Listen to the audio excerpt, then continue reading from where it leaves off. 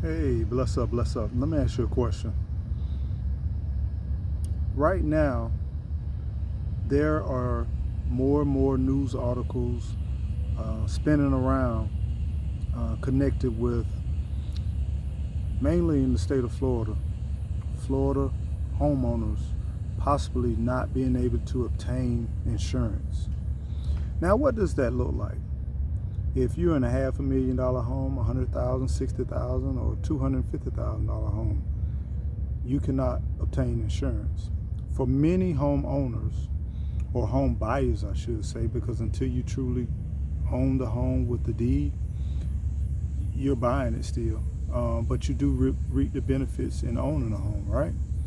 But for many homeowners, they cannot secure a loan or maintain a loan without insurance. This has been bubbling around for quite some time, but we are really starting to see more and more insurance companies dissolve or no longer do business in the state of Florida. And it really has nothing to do with, quote, the administration or none of that good stuff. Don't get it twisted. With insurance, it's all about calculated risk. When the risk is higher, then the risk is higher for the insurance company than it is for the policy owner. You will find higher premiums, right? The higher the risk to an insurance agent, the higher the premiums. The lower the risk to the insurance agent, the lower the premiums. They just go hand in hand, right? So, with that said, it's just going to be issues. And if we have storms, we have hurricanes that bubbling up, and they say that whether you want to admit it or not, there is some changes in our weather patterns. So with those changes in our weather patterns, guess what? You can't predict. You can't keep taking historical data and calculating risk. So it's very difficult for a lot of these insurance agents to calculate risk, right? And if it's hard for insurance agents to calculate risk or companies to calculate risk, then it's a lot of uncertainty. Now, why would you want to continue to be working in a place where you're compromising your profits, you're compromising your success? You're going to place yourself in a situation where you can be successful. That's the difference between business, true business owners, and the people who are caught up into their emotions and their feelings. Is it fair? Is it right to be left to the eye of the beholder? For the insurance company, it's a struggle to maintain its profit margins, to maintain business as usual, to stay here in the state of Florida. But guess what? If the state of Florida does that, then what happens to California? What happens to every single state that touches a body of water, right? Then you become getting this domino effect. This is not to scare you. This is not to put you in a situation where you're in a panic, but this is here to just help you to be aware. So what should we be aware and what should we look for in the future? We should look for higher premiums. We should look for maybe shopping more often for our home insurance.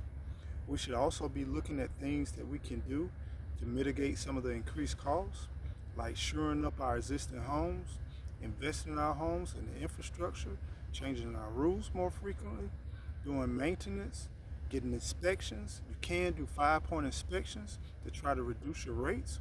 It comes at a minimum investment compared to what you can save.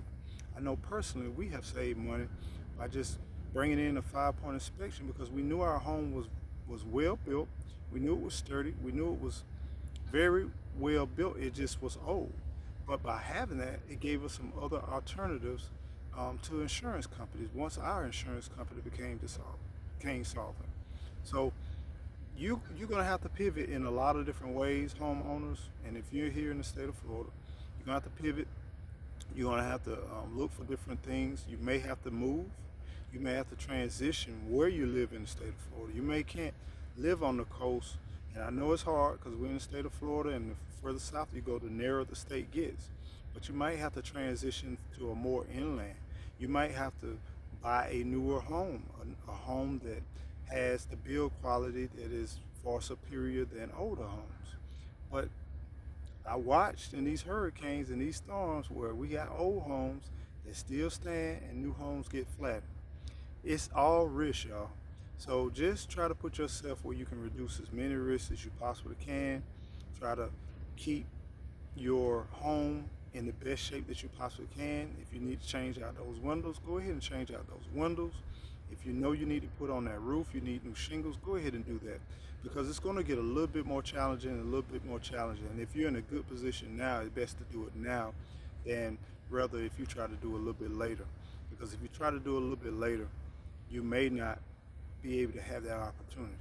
And the last thing you're going to want is, here it is, you got a hurricane, or a hurricane is approaching, and now you're considering insurance. That's too late. Right now is the time. So consider these few tasks and just do your research. Pay attention to what's going on. And for those of you all that cannot keep up with some of this situation, you may want to consider maybe some tiny homes, maybe some smaller ways of living, a more minimal lifestyle, something that you can pay for if something happens, and you can save your own money and then replace it. You may want to consider some of those things. So those are some things you definitely want to consider.